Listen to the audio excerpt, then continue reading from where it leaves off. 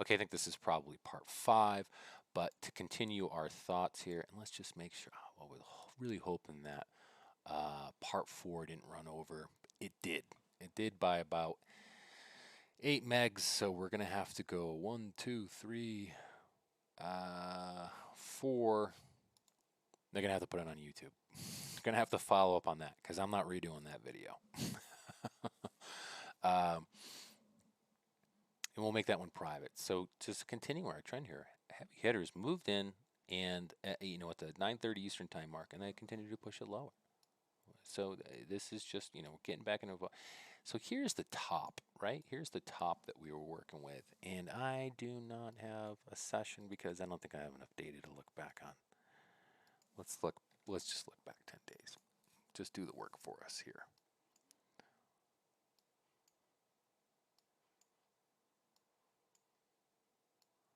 Let's look back at the wild top that was. This was the session we were just looking at. Here's that wild top that we were looking at, right?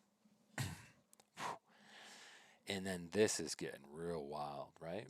Right. This was a tough chart to. Let's pull off these volume weighted average prices here and just get this cleaned up just a little bit so we can see what was going on during the full session. It was a little wild, but it was tradable. Here's the 6 o'clock market open. And pre-market, before the heavy hitters moved in here, they were heavy sellers down to that 1.25 deviation, almost into the 2.25. But we did not close below that. Even in the intraday lower sessions, we didn't close below this.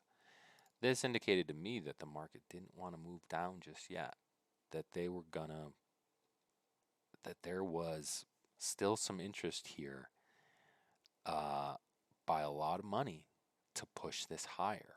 Why? We don't know.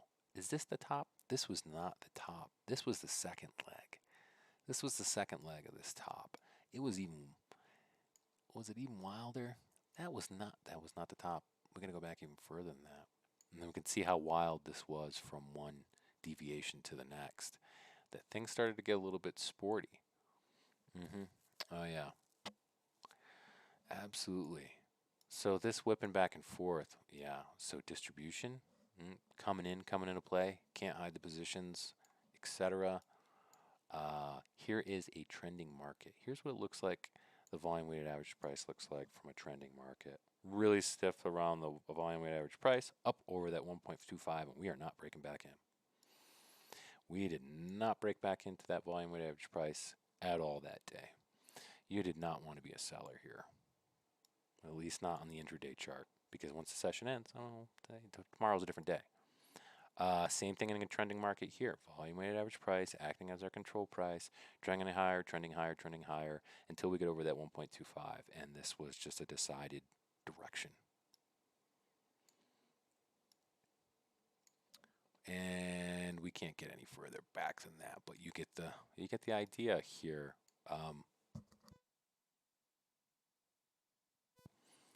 As to why I'm using standard deviations, why I'm using a control price, whether it be lower time frame or higher time frame, the relative importance for me of having a control price. So now that we've broken outside on the 2 hour, this area, let me see if we can get this.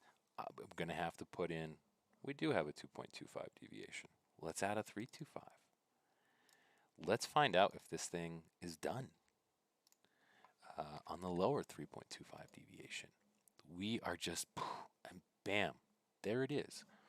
We are skating on this 3.25 deviation. Does this market have enough strength to continue to push a 3.25, or is this an area where buyers are pretty darn interested in this low value for an uptrending market at 3.25 deviations? Why does this look? Why does that look from control? Did I put 3.25 or 2.25 on there? I did put 3.25. Is my 2.25 wrong? Yeah. yeah, that they can get a little bit skewed sometimes because the nature of I've really got to rewrite this damn thing because this annoys the shit out of me. I want a linear regression channel that gives me 3 deviations automatically. This one doesn't have it, and I'm tired of paying for fucking tools and indicators, or at least tools. I don't want to pay for tools. I want to write this. So here's our 2.25 deviation, and this looks a little bit better.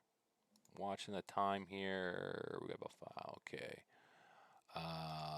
2.25 deviation. That looks a little better. Standardizing that deviation from the control price here. And here's your 3.25. Lo and behold, I mean, we didn't even have that on the chart, and this is proven useful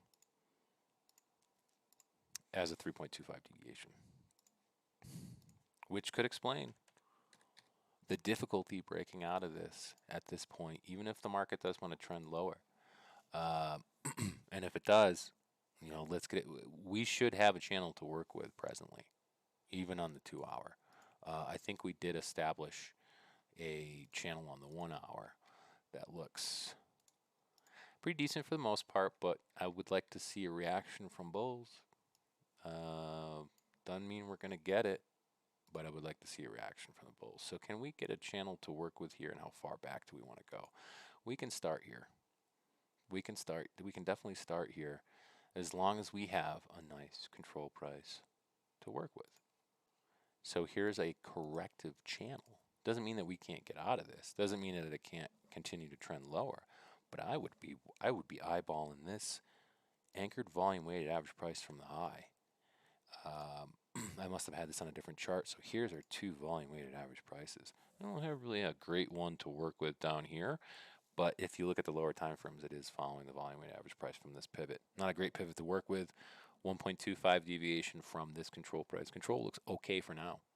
You know, it looks all right. It looks like it's something to work with moving average wise. Looks like there's something decent to work with. And let's extend the potential support in resistance zones. Because we've seen that the market really doesn't give a shit about these zones. It just depends on who's looking at them.